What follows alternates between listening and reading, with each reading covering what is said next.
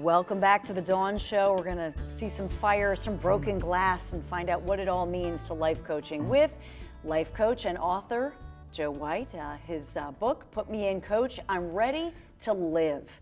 So this is all about surviving. So how do you go from, in your journey, which is so interesting to me, into where does the fire walking and the broken glass and the physicality of the therapy, where does that come from? Well, as I listened to those tapes over and over again, I became fascinated because they were different than everything else. It was different than like going to therapy. What it really began to teach me is that there's tools and principles, mechanics to why we get what we want and why we don't get what we want. And learning how to change those mechanics and really to install them or bring them into your own life became like really the focal point of Get Life Coaching. So for, like I said, now we're going into our 15th year. For so many of those years, we had seminars and we did board breaking. But I'm always looking for how can we create change more rapidly? How can we create change that truly sticks and becomes more than just experience? Because we've been to motivational seminars, we jump up, we get the rah-rah, but it doesn't stay with us. There's not a change in identity. So I had the opportunity to learn how to do fire walking and glass walking. And it's really as powerful metaphors to not only what is possible, but how to handle those challenges in life that are really the most important things in our lives. So what are you doing in this picture right here? What's happening? I'm walking over 1,200 degree coals with bare feet. Wow. In Madrid, that was in Madrid. This is in Madrid. Yeah. So how did you learn, and this is actually an ancient form of self-improvement, isn't it? Yes, yes. And there was a guy named Tali Burkan, who is the quintessential guy who brought them from the shamans and the mystics and brought it into the field of personal development.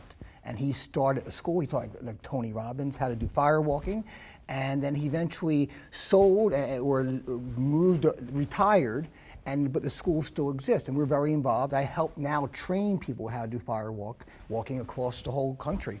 So it's sort of like baptism by fire. In a way, it's spiritual, it's a rebirth, right? Well, I think it's different for everybody. Some people give that meaning, some people it's a bucket list. But the truth of the matter is, whether you walk on glass or walk on fire, it has no true redeeming value in your life. Like if you never ever walked on glass, at the end of your life, you probably won't be on your deathbed saying, I wish I walked on glass. But here's what it does do, okay? Because in life, you have fires, or glass walks, or something that you have to cross. We all will or do. It could be health, it could be finances, it could be relationship.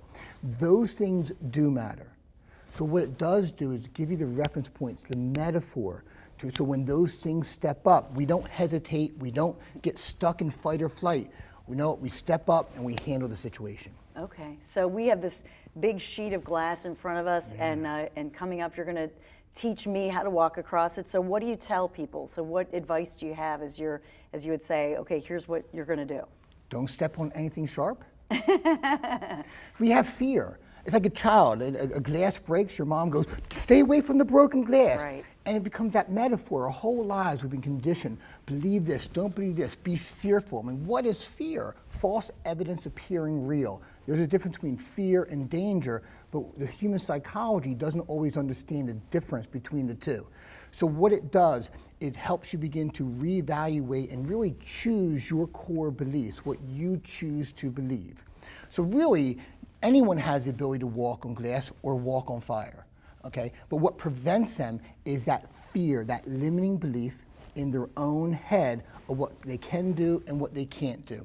Just like in relationships. If someone's relationship isn't working, they certainly have the ability to repair, but say it's a fear of, now I gotta open back up. Now I gotta reinvest myself. And what if I get hurt? And those fears keeps that person from really engaging. And maybe you've built up such a brick wall.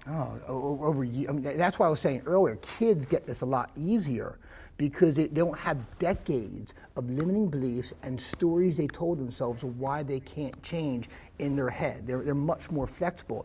But adults, see, we start believing this, and then we start believing this is who I am. It's that Popeye syndrome. I am what I am. I don't do this. I'm not this type of person.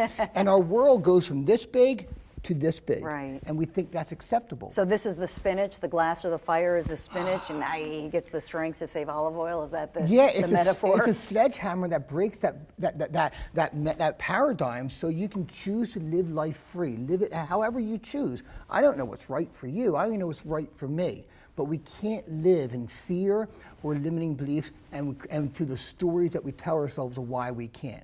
Because that's not living, that's more existing. Okay, so we're gonna, well, I guess you're gonna take me to the ultimate living experience. Joe's gonna have me walking on broken glass when we come right back.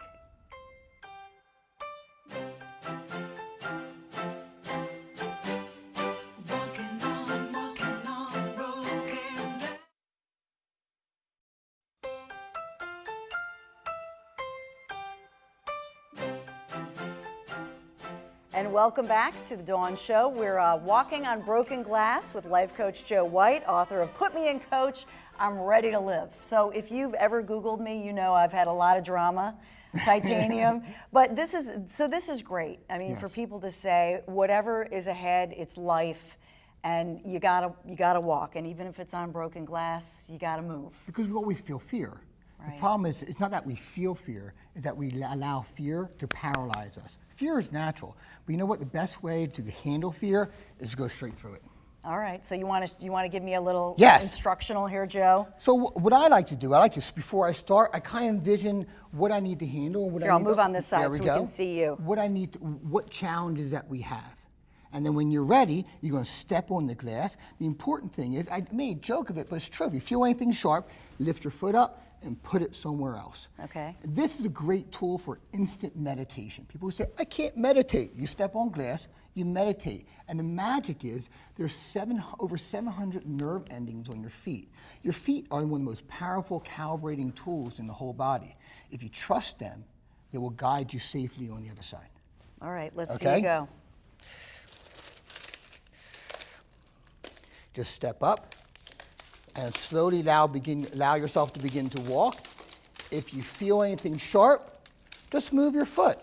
It's kind of like in life.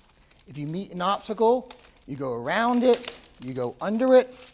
Don't mind the cracking or the breaking of the glass. And then when you get to the other side, Kira here will help you by kind of brushing your foot off.